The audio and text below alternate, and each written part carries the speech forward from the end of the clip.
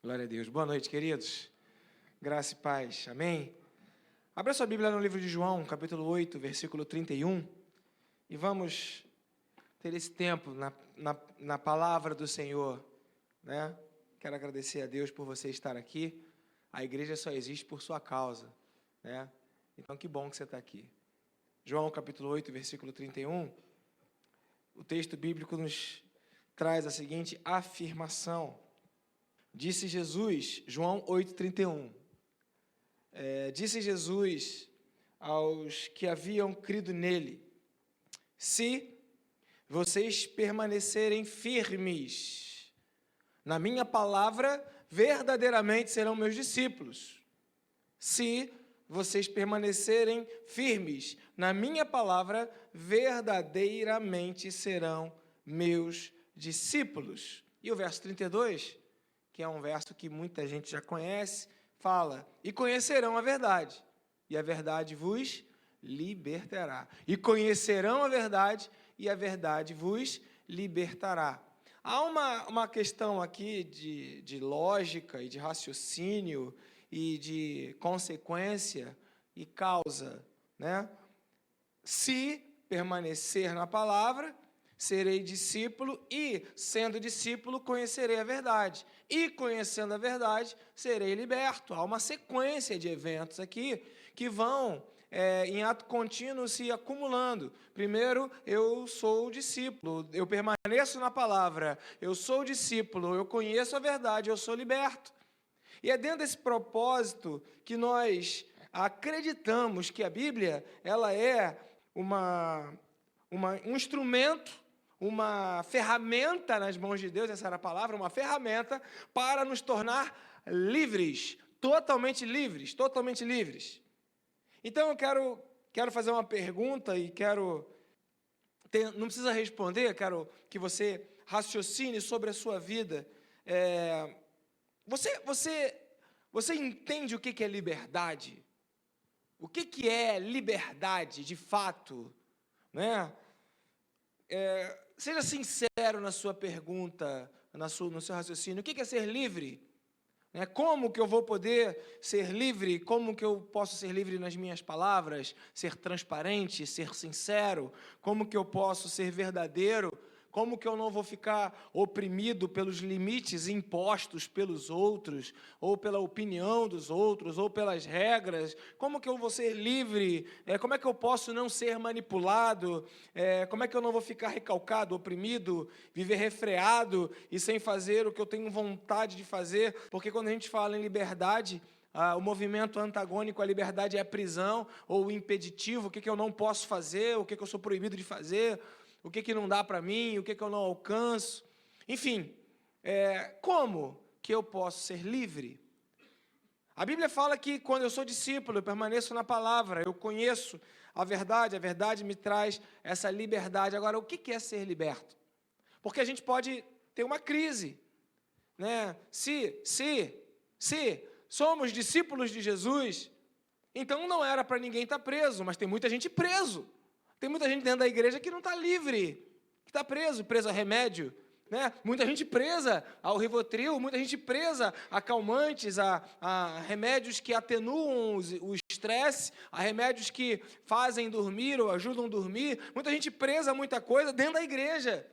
Então, esse texto ele entra num cheque, ou um cheque mate, porque a Bíblia afirma algo, e aquilo que a Bíblia afirma necessariamente é a verdade.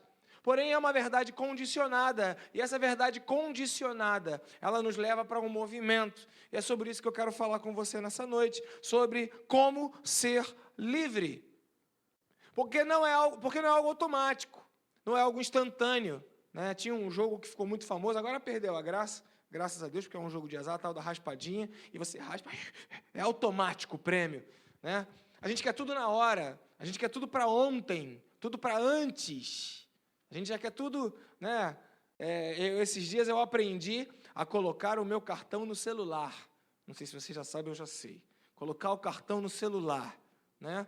E aí você chega no lugar, você vai pagar a conta, você nem tira mais o cartão da carteira, você aponta o celular e pum, pagou. Aí eu virei para o rapaz lá, o frentista do posto, eu falei, é rápido para gastar, né? Aí o frentista olhou para mim, começou a rir, eu falei, olha, para gastar é 1 segundo, agora ganhar já não é tão rápido assim. E a gente quer tudo rápido. Se gastar dinheiro é rápido, também tem gente que quer ganhar dinheiro rápido, e aí inventam. Uma vez eu fui num congresso, né? Eu, sinceramente, até hoje eu não sei o que eu fui fazer naquele lugar, mas era um rapaz que, eu acho que foi por causa dele, começava de tarde, não sei se o Lúcio foi comigo, mas alguém aqui foi comigo. Esqueci o nome dele, mas é um que não tem nem braços nem pernas, e ele veio trazer uma palavra, um irmão em Cristo, veio trazer uma palavra, só que antes desse irmão em Cristo, que falou de Jesus e que pregou o Evangelho como libertador, veio uma série de palestrantes antes, dizendo como você faz para ganhar dinheiro sem fazer nada, como você consegue ficar rico sem trabalhar. E eu fiquei rindo daquilo, e o lugar cheio, e um monte de gente pagando o ingresso para poder descobrir como é que faz para ganhar dinheiro rápido, sem fazer nada, né? E até hoje tem. O site da igreja, eu até quero dar esse aviso, o site da igreja está fora do ar, nós precisamos tirá-lo porque entrou um vírus lá, né? Alguém entrou no site, algum hacker desse maldoso, e colocou um vírus no nosso site. A gente tirou do ar, mas a página que o vírus apontava era uma página, quer ficar rico? Quer ganhar dinheiro rápido? Como tem propostas de velocidade, né? Porque, afinal de contas, se você fica rico, você é livre, tem liberdade financeira. Como que é ser livre? Então, ser livre, será que é um sinônimo de fazer tudo o que passa pela cabeça? Né?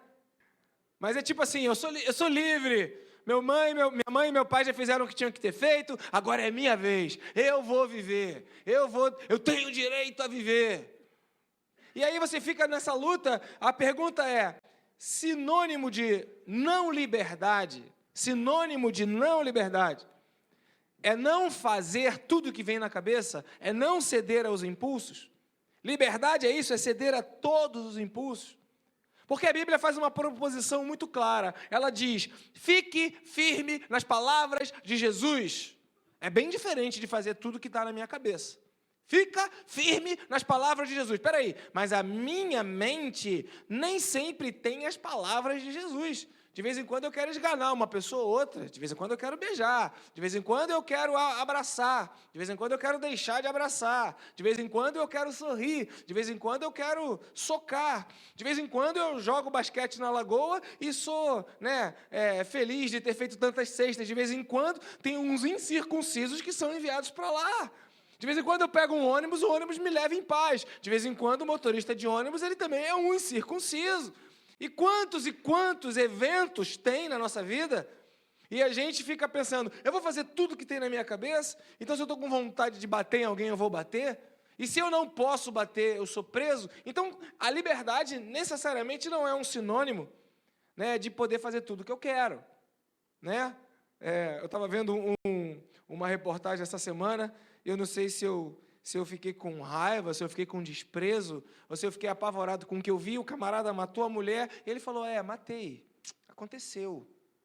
Eu estava lá, fiquei irritado, ela me ofendeu, matei. Como assim? Normal, trivial. Tirei a vida de uma pessoa como se não valesse nada, e aí você pensa, liberdade é isso? Estou aborrecido, bato, estou com raiva, mato, estou chateado, traio, estou com... O que é liberdade? A Bíblia faz uma proposta muito clara, que é ficar firme nas palavras de Jesus. Então, a primeira afirmação que eu quero trazer para você nessa noite é que Jesus tem uma palavra. Amém, queridos? Jesus tem uma opinião, Jesus tem uma direção, Jesus tem uma palavra, Jesus tem uma ideia, Jesus tem uma proposta, mas o mundo tem outra. Jesus tem uma proposta para o que você vai fazer com a sua vida. O mundo tem outra. Jesus tem uma proposta de qual é a saída. O mundo tem outra. Jesus tem a proposta do que é a cura. O mundo tem outra. E a Bíblia então vem e diz, fique firme nas palavras de Jesus. Isso é muito desafiador.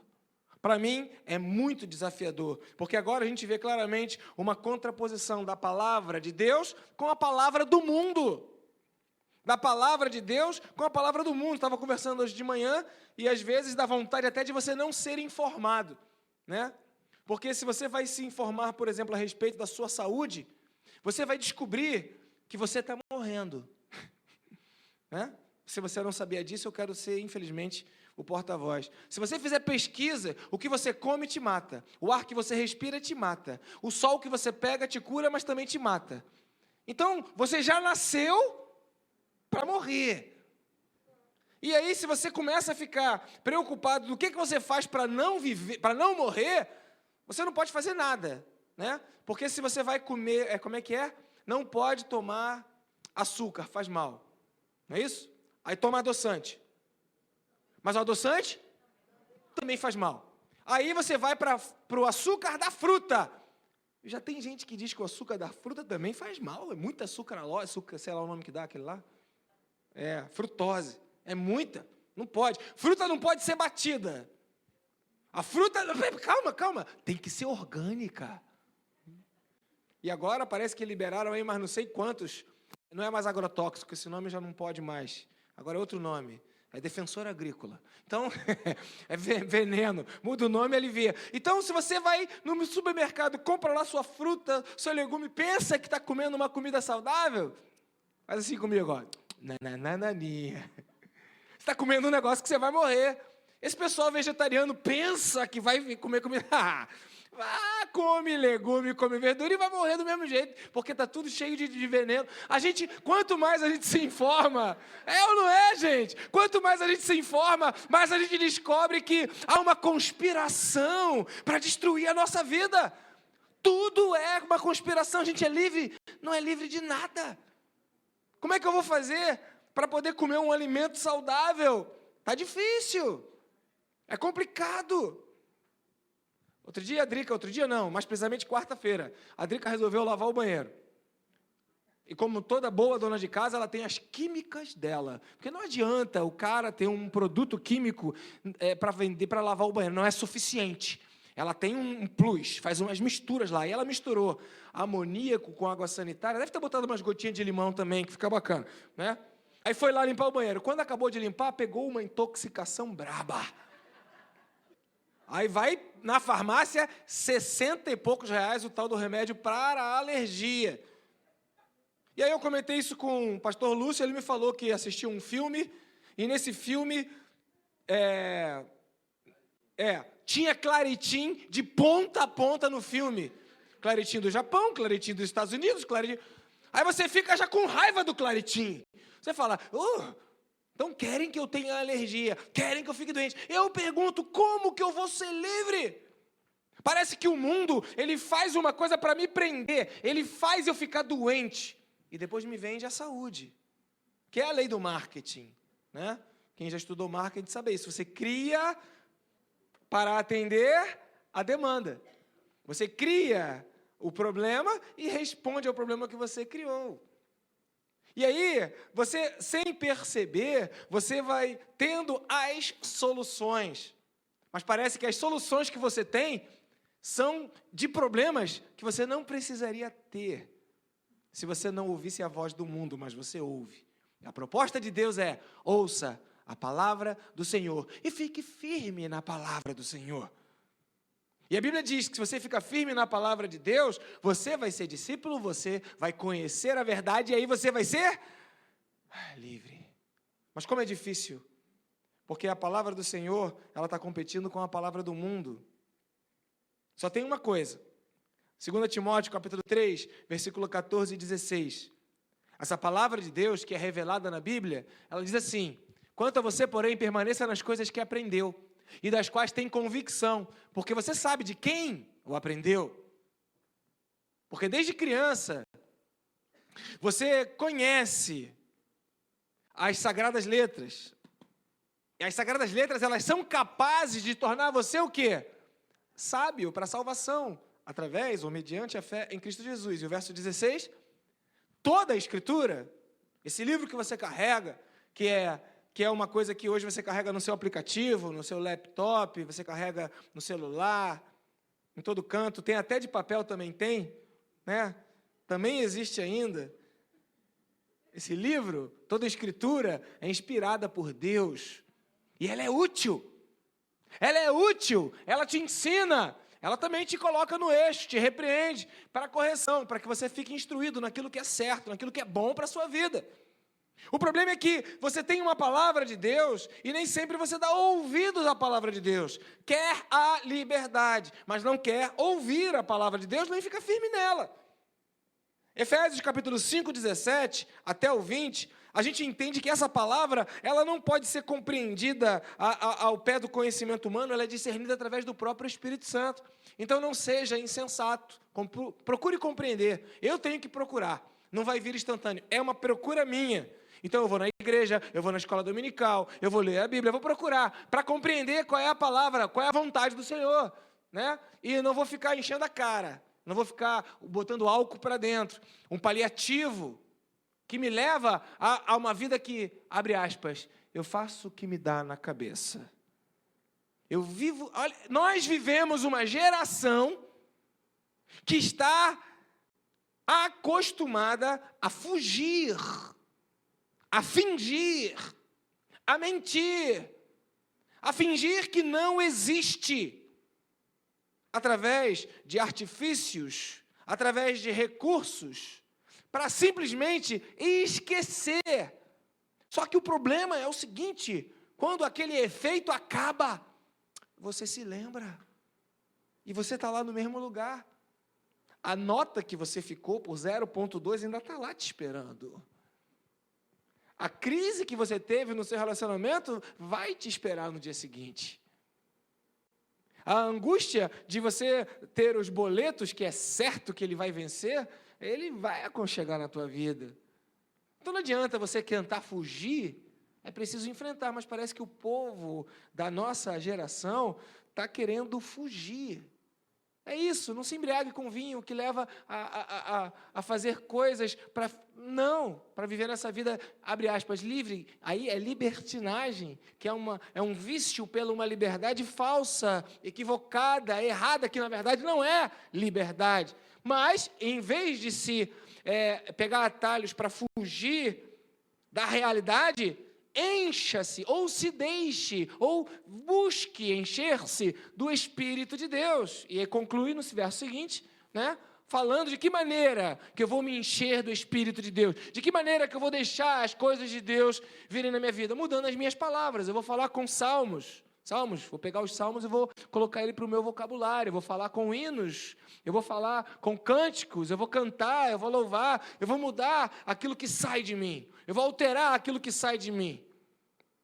Quando eu altero o que sai de mim, eu altero o que está dentro de mim, porque a boca fala do que o coração está cheio. Então, eu preciso entender esse propósito, que não é através da fuga que eu vou resolver, mas é através de uma mudança de postura de coração, através de uma mudança de posicionamento da minha vida. Então, vamos lá, está claro, o mundo tem uma palavra, Deus tem uma palavra. A palavra de Deus, ela se contrasta com a maioria das tendências da mídia. Se contrasta com os youtubers, os formadores de opinião. Se contrasta com o povo do Face, do Insta. Efésios capítulo 5, versículo 6 agora, antes um pouquinho. Diz assim: ninguém engane você com palavras tolas, porque o discurso do mundo se contrasta com o discurso de Deus. O discurso de Deus promove uma liberdade, mas o discurso da sociedade, do mundo, do dia a dia, e quanto mais eu estudo sociedade, mais eu vejo tolice.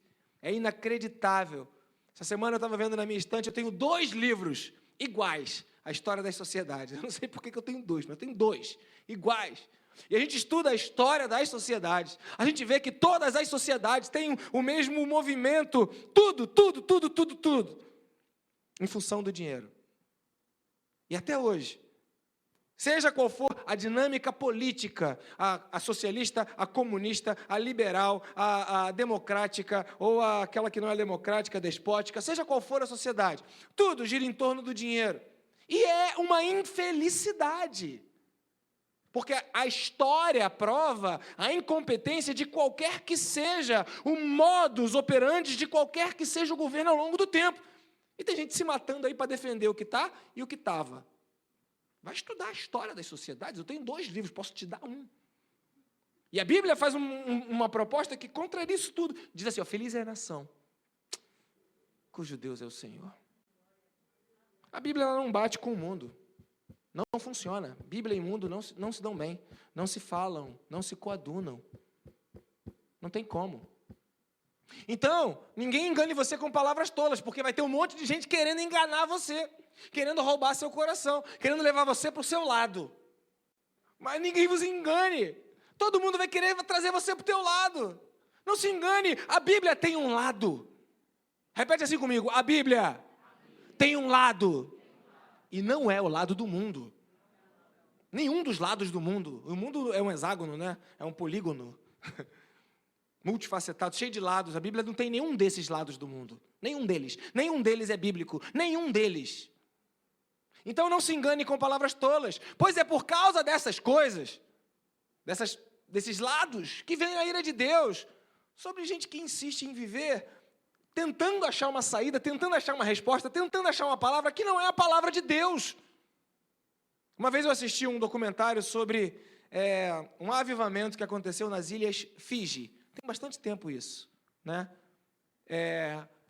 E é um documentário muito interessante, porque conta que a ilha vivia numa tragédia política, social e econômica, até que alguns pastores resolveram buscar a Deus, se uniram.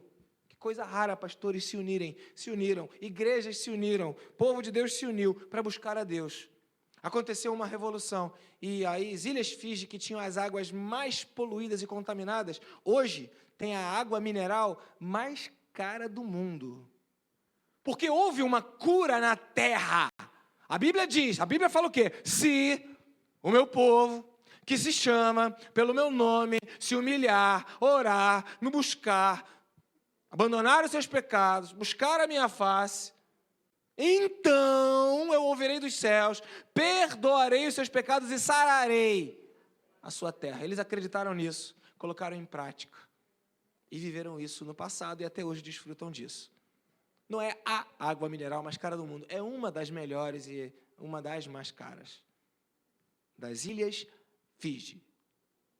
Então veja que o mundo tem uma proposta, mas Deus tem uma proposta que se contrasta com a palavra do mundo. Para mim isso é muito claro, aos meus 51 anos de existência nesta terra, a gente conhece muita coisa, tem muitas propostas, tem muitas palavras, e a gente vai aprendendo que há um contraste dicotômico, antagônico, que é como que polos diferentes entre o que o mundo propõe e entre o que a Bíblia propõe. 2 Timóteo, capítulo 3, versículo 2, Paulo está escrevendo para Timóteo, e ele vem falando, olha, os homens serão egoístas, avarentos, presunçosos, arrogantes, blasfemos, vai falando tudo que os homens vão ser, e é o que nós estamos vivendo hoje, né? Verso 7, eles estão sempre aprendendo, mas não conseguem chegar ao pleno conhecimento da verdade. Quando eu era criança pequenininha, aqui no Rio, não em Barbacena, né? Ter segundo grau era importante a beça. Depois ter segundo grau técnico. Depois passou a ter faculdade. Depois passou a ser mestrado. Estamos na fase do doutorado, que logo, logo vai ser vencida por alguma coisa mais que doutorado. Já tem o pós-doc, mas ainda não é tão famoso o pós-doc. Eu acho que vão inventar um título novo. Semideus, mestre, sabedor mor. E aí, PhDeus. Então, veja, a gente vai entendendo que tem gente que está sempre aprendendo, está estudando, está aprendendo, está buscando, está se desenvolvendo, mas nunca chega ao conhecimento da verdade. Nunca chega ao conhecimento da verdade. Conhecereis a verdade, e a verdade vos libertará. Então, não é mais fácil ouvir os amigos do que ouvir a palavra de Deus? Porque nem sempre a palavra de Deus vai contar para a gente o que a gente quer ouvir, mas os amigos vão. Jó estava lá naquele sufoco e chegaram 3 camaradas para conversar com ele. Jó, capítulo 16, deixa eu ver, verso 20 e 21.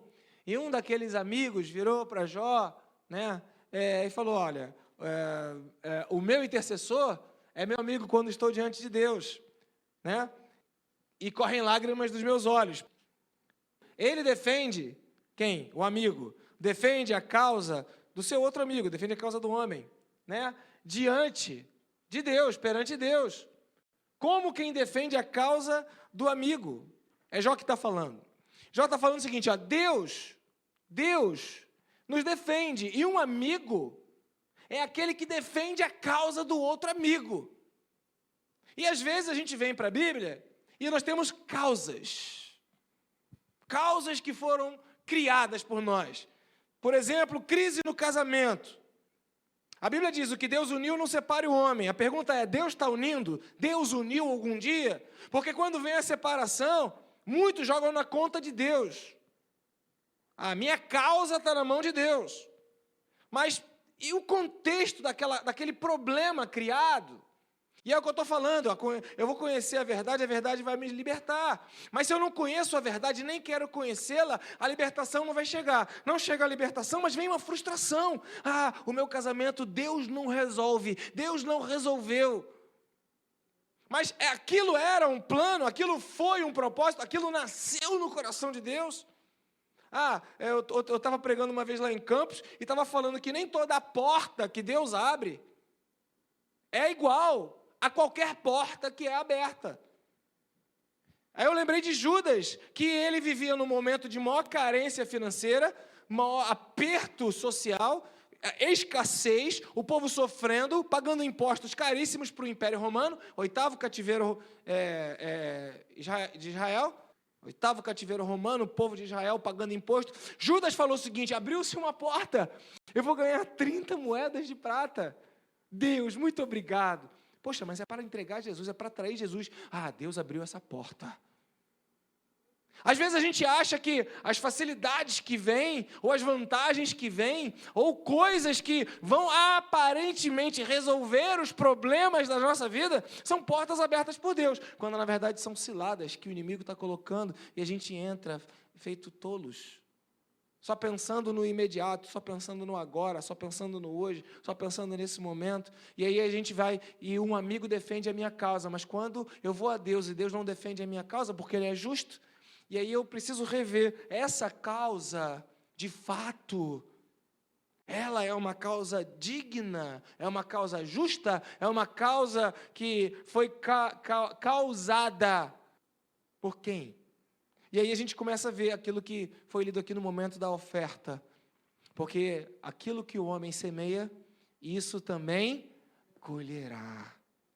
Mas essa parte da Bíblia a gente não gosta de ouvir. A gente quer ouvir um Deus que sempre nos abençoa, nos ajuda. Muito engraçado, no casamento semana passada, teve lá toda aquela coisa linda, um casamento muito bonito do Ricardo e da Aline, uma coisa bem organizada, bonito, e o pastor Ângelo estava lá, muito bonito também, e estava pregando, acabou, veio a dona da pousada onde a gente estava, é uma americana que mora no Brasil há muitos anos, mas ainda fala daquela jeito, né? E ela ficou assim, maravilhada. E ela começou, pastor, sua palavra é ótima, eu vou ao Rio, eu vou na sua igreja, o senhor é maravilhoso, que presença boa, que energia, aquela coisa, que coisa boa, eu sou budista. E Deus está em qualquer lugar, eu vi Deus no Senhor, olha, eu vou na sua igreja, não vou me converter não. Aí cá comigo eu falei, as pessoas querem as coisas boas de Deus, as pessoas querem a presença de Deus, todo mundo quer, as pessoas querem a liberdade de Deus, mas elas não querem permanecer firmes na palavra de Deus, elas não querem ser discípulos do Senhor, elas não querem nem sequer conhecer a verdade, elas querem colocar Deus na caixinha do automático, do agora, do instantâneo, do já, do imediato. Mas as coisas do mundo propõem isso. As coisas de Deus são diferentes. E às vezes eu falei de manhã, repito agora, a gente chega para Deus como se Deus fosse o nosso amigo que defende a nossa causa. Mas quando Deus critica a nossa causa, quando Deus não apoia a nossa causa, né, e eu te pergunto, como é que Deus vai apoiar? Tu está orando para o Senhor queimar o som do vizinho que te incomoda. Você está orando para o Senhor queimar o liquidificador da vizinha que faz vitamina de manhã cedo, que você quer dormir. Você está orando, tu acha que Deus vai te ouvir isso? E aí, já que Deus não ouve a tua causa, você, né, não anda com Deus. Não quero. Amós 3,3 fala isso. Né? Andarão dois juntos, se não houver entre eles acordo. Então eu estou pedindo para Deus, Senhor, eu estou dirigindo o carro, levei a fechada, Senhor, faça com que aquele irmão ele bata. Tu acha que Deus vai ouvir essa oração? Oração de maldade na vida dos outros é quase que uma macumba, irmãos. É quase, né, sem desrespeitar nenhum tipo de religião, mas a ideia é que parece que você quer fazer mal aos outros e quer usar a espiritualidade ou Deus para defender a sua causa, seja ela qual for. E quando Deus não defende a sua causa, porque Ele não concorda contigo, você busca afastamento de Deus. E aí eu vou para a frase do para-choque do caminhão. Deus sem mim é tudo. Eu sem Deus não sou nada. Mesmo assim a gente quer brigar com Deus. Mesmo assim a gente fica de mal com Deus. Mesmo assim a gente fica com raiva de Deus. Mesmo assim a gente entra numa rota de colisão, como se Deus tivesse que ceder aos nossos dengos, às nossas lágrimas. Uma vez eu já preguei aqui e repito, o que Deus ouve na sua oração é a quantidade de fé com que você ora. Ele não ouve o volume da sua voz, Ele não ouve o chilique que você dá, Ele não ouve o teu desespero, Ele ouve a tua fé. Ele ouve a tua fé. E se você crê, você verá a glória de Deus. Então, muitos de nós nos desagradamos do Senhor porque é mais fácil ouvir um amigo, ou ouvir um mundo, ou ouvir a palavra do mundo, do que ouvir a palavra de Deus. Porém, a palavra do mundo engana, a palavra de Deus não. Números, capítulo 23, 19. Deus não é homem para que minta, nem filho do homem para que se arrependa. Acaso Ele fala e deixa de agir? Não. Acaso promete e deixa de cumprir? Não. Mas o mundo te engana. O mundo te engana. Quantas meninas eu já vi enganadas por propostas de homens casados, quantos empregados eu já vi enganados por pessoas que prometem até sociedade e, na verdade, estão escravizando os funcionários. Quantas pessoas enganadas, acreditando em outros homens e suas propostas, defendendo a causa do homem, em vez de defender a causa de Deus. Quantos estão buscando uma voz naquilo que o mundo pode oferecer e não naquilo que Deus, que não mente e que cumpre o que faz, ou faz o que fala, cumpre o que fala, propõe a você. 2 Pedro, capítulo 3, versículo 9, ele fala um pouco para a gente da questão da paciência. O Senhor não demora em cumprir a sua promessa, mas alguns julgam que demora. Mas não demora, pelo contrário, Ele é paciente com vocês. Paciente, não querendo que ninguém se perca, ninguém morra, ninguém pereça, mas que todos cheguem ao arrependimento. Às vezes a gente pensa no problema e quer ficar livre dele e quer resolver a nossa causa. Como pode eu viver isso? O Senhor não demora em cumprir sua promessa. Pelo contrário, o que Ele está buscando é um coração arrependido. E a gente fica buscando se livrar daquilo que é o aperto, e nem todo aperto que vem na sua vida é um aperto do mal. Pode ser Deus te apertando para que você chegue ao arrependimento. Deus está tendo paciência contigo, está te estreitando para trazer você para perto dEle, para trazer você para a verdade, para trazer você para um discurso de libertação. A Bíblia diz também em Josué, capítulo 23, verso 14, agora estou prestes a ir pelo caminho de toda a terra.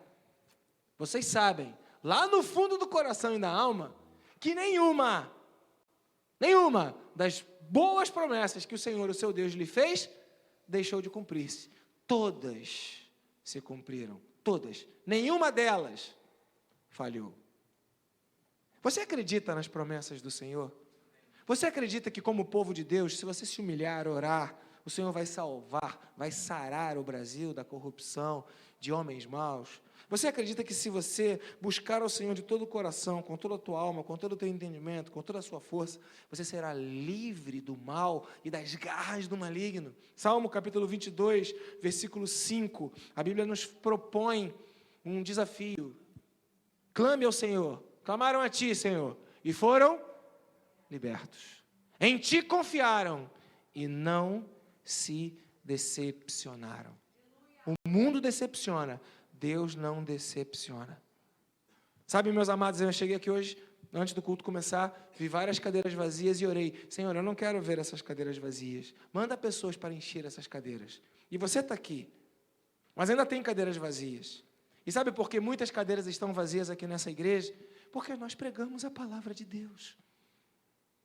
E às vezes a palavra de Deus vai contra a sua causa, vai contra os seus interesses, vai contra o que você queria que fosse. Mas é a palavra de Deus. Então, a gente tem um desafio de termos cadeiras cheias de pessoas que optem em ouvir a palavra de Deus.